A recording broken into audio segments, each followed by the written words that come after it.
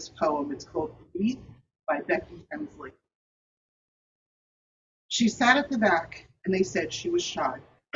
She led from the front, and they hated her pride. They asked her advice, then questioned her guidance. They branded her loud, then were shocked by her silence.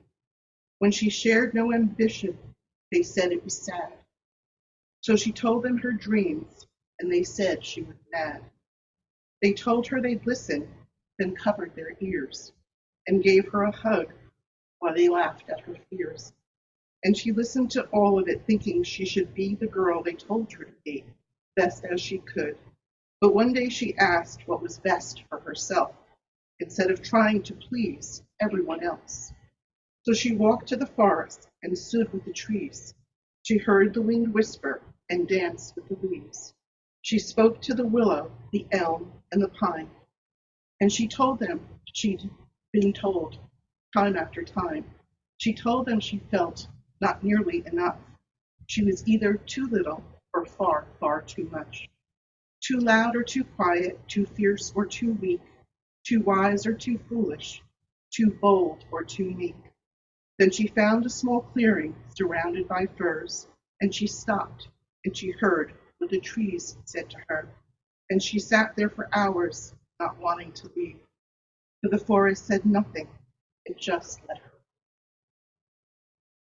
I thought it was a pretty poem. So next is just a simple formula for living, and I think we shared this before, but I'm going to share it again anyway. Live beneath your means. Return everything you borrow. Stop blaming other people. Admit it when you make a mistake. Give clothes not already worn to charity. Do something nice and try not to get caught. Listen more and talk less. Take a 30-minute walk every day. Strive for excellence and not perfection. Be on time. Don't make excuses. Don't argue. Get organized. Be kind to unkind people. Let someone else cut ahead of you in line. Take time to be alone. Cultivate good manners. Be humble. Realize and accept that life isn't fair. Know when to keep your mouth shut. Go an entire day without criticizing anyone. Learn from the past. Plan for the future. Live in the present. Don't sweat the small stuff. And remember, it's all small stuff. Thank you.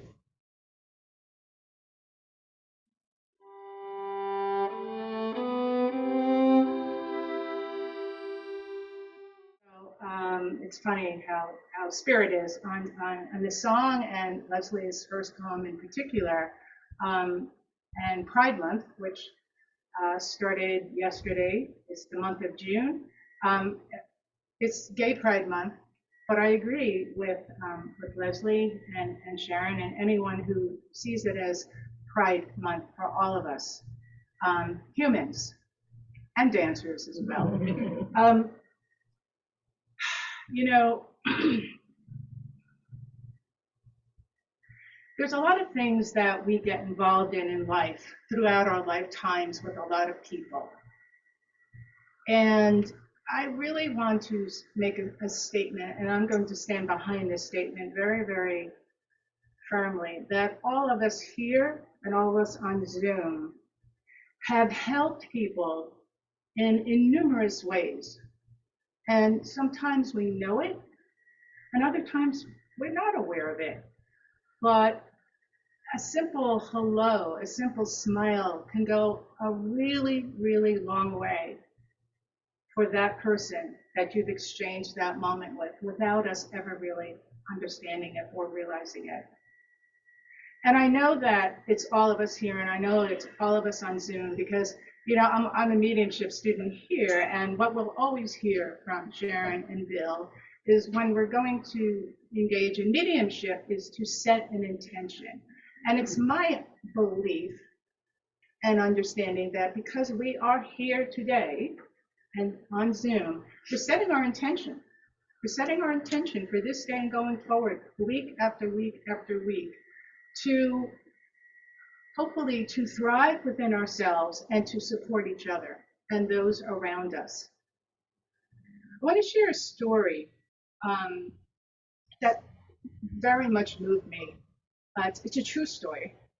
And it's a story about an interaction I had with a family member not all that long ago. So I have a number of great nephews, nieces, and one of my nieces, with her husband and two sons, they have a 5-year-old and a 2.5-year-old, they live in Charlotte.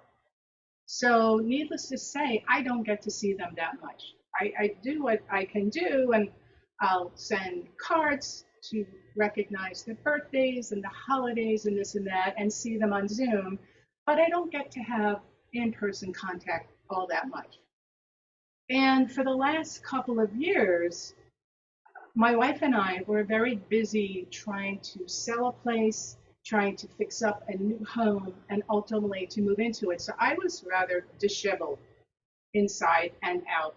And it wasn't up to visiting or doing things like that, even though I had that intention. And I spread the word about that intention to this niece and some other nieces and nephews that I want to see them, I want to come visit. And about a month ago, that's what Janet and I did. We hopped a plane and we flew to Charlotte. And I said to Janet, I don't know how it will go with these two boys. They really don't know me. You know, one just turned 5, the other one's 2.5. We'll see. And sure enough, we just stayed for the weekend. But I cannot tell you what a full weekend it was. Apparently, I refer to Janet myself as two little old ladies at this point in our life. So two little old ladies have a lot in common with the young family. Like we both like to go to early bird specials. We all like to go to sleep early. We all wake up early, and they're into going to parks, and we like the outdoors. So I cannot tell you what a spectacular time it was. And from the moment we got there Friday afternoon, and the boys got home with their mother like at about 5. These two kids hit the ground running, like we had known each other forever, and this and that, and you know who's eating and who's 2.5-year-old clearing the table. I'm like, you got to be kidding! My 70-year-old brother still won't do that. But who's getting a bath? Who's getting a shower? Who wants me to read them a bedtime story? At one point, I was like this: the 2.5-year-old here, the 5-year-old here pulling me, and I called out from my knees, "Help! I don't know what to do." But long story short, this was a weekend that I will never forget in my entire life. And the 5-year-old loves sports, and just so happens that I also love sports my whole life. I was very, very, and still try to be somewhat athletic. So we played together. We played some basketball. On Sunday afternoon, while waiting for the Uber, we're playing wiffle ball. I happened to make a good contact with the wiffle ball. He wanted me on his team. And all of a sudden, here comes the Uber. And I was prepping him, like, okay, the car's coming, Aunt Susan, Jan. But when the car came, he covered his face with his hands and he collapsed to the grass. Oh. And it just exploded my heart. And it meant so much to all of us, to me. And, you know, and darn, I wish they lived a little bit closer. But last week, so this happened a good 3 weeks ago. And this past week, I called my brother and my sister-in-law, and they're going to Greece pretty soon. And we spoke about that and wished them a bon voyage. And then I mentioned, and they knew I went, and they knew we had pictures. That's what people do these days. They take pictures of everything. They knew I went, and they knew it was a huge success. And they were telling me how excited their daughter was about this. She was thrilled. And the 5-year-old, because they visited with my brother and sister-in-law shortly after we saw them, the 5-year-old mentioned that I was there, but my sister-in-law said he still really can't talk about it too much because he misses you too much. And I'm just like, oh my goodness. So I'm sharing this story, which is very, you know, it really is, warms my heart. It's unbelievable. But I'm sharing this story to back up what I said earlier, which is we do things and we don't necessarily know the impact or the full impact we have on people. And, you know, a visit, an hour and a half flight, a visit my niece was thrilled. I got to meet her. I met the boys, but a long time ago. And, who is this person you see for 4 hours? So we stayed for the full weekend. It, um, it meant a lot, tremendous amount to me. It will mean tremendous amount to me forever. And I recently bought, I'm sure some of you have this, those photo frame things, and you see lots of different photographs coming and going. And Janet had taken pictures of me reading and the boys sitting on one leg and the other leg, and everyone's involved. And I have that, and it passes by, and I see it, and it just again lifts me up. And I want you to all feel lifted up because I'm not the only one who has had this impact on people. We all have. We all have on Zoom. We all have here in this room in different ways with different people in your own style. And so, getting back to that song about being a dancer, if you ever think you're not enough, correct your thought. Correct your thought, because even when you're not enough, you're more than enough. Even when you're imperfect, you're perfect.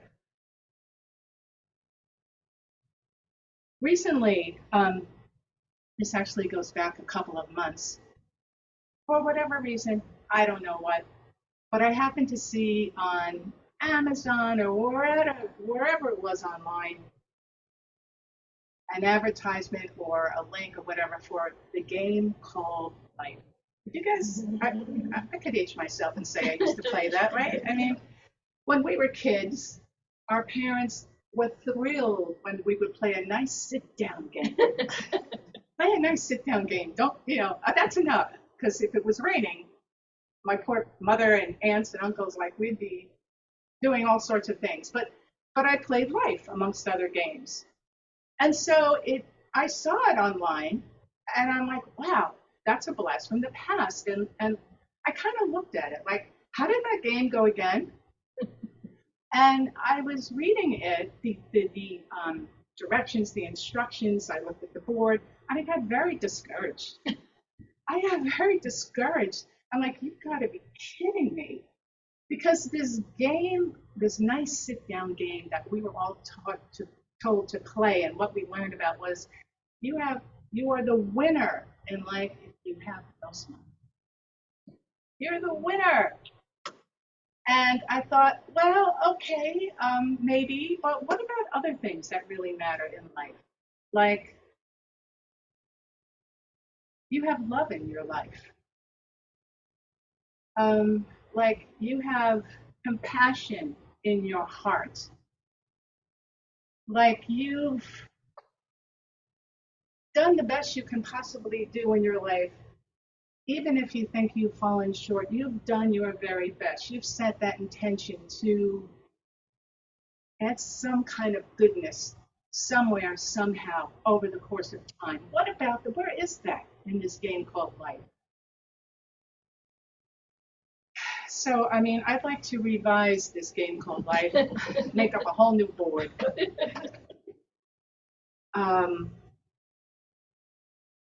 And sit around and spin the die and just see, you pick a card and it's like, you get $200 because you saw a little puppy that was homeless and you rescued it and you brought it to, the rescue organization. You go to the head of the class. That was another sit down game, if I'm not mistaken.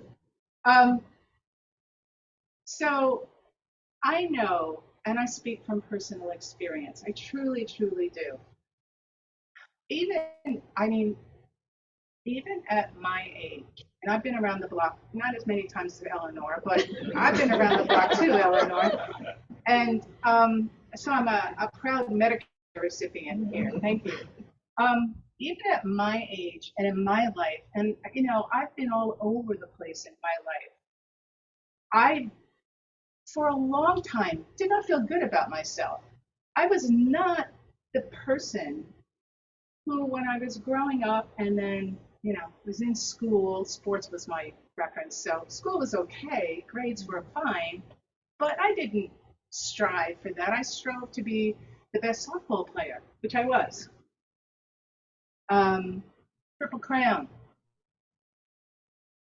big home run hitter, first base player, scholarship at college for softball. I got all that stuff. But, and I didn't even know, like, I wasn't one of these great students who said, I'm going to do whatever, boom, and they had a clear idea in a straight line and they were successful. That's the game called life. Not me. I was woo, woo, woo, woo, woo. So all of a sudden, I find myself here, maybe where those folks are who took the direct line. But in hindsight, even though I felt like I couldn't do the things I was supposed to do the proper way, my God, I was a lesbian. I'm like, holy smokes, my off base here. I'm not doing everything wrong. But even despite all that, I now realize where I am in my life, that A, it was all meant to be. That was my path. I followed my path. And my path of being all over the place all of a sudden makes me a very well-rounded individual. Well, look at that. Holy smokes. Versus some folks that were, phew, no criticism to them, but no criticism to me and anyone else who identifies with what I'm talking about. We don't have to be like everybody else. You just have to really hone in on you. And yes, we're all human, but we're all souls. We're all souls in a human body. And the more you can connect with you and believe in you and cut yourself some slack and embrace you and love you, I just have to say, the more divine. So I'm sending blessings to everyone here.